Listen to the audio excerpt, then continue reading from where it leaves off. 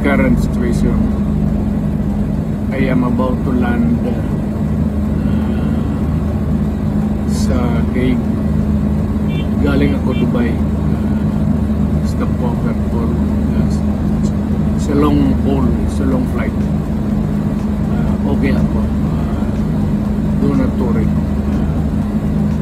And I think this is something to do with the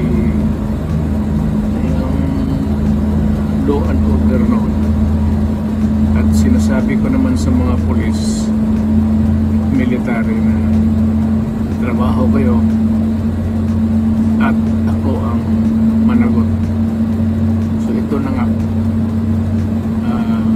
for all of the whatever happened in the past,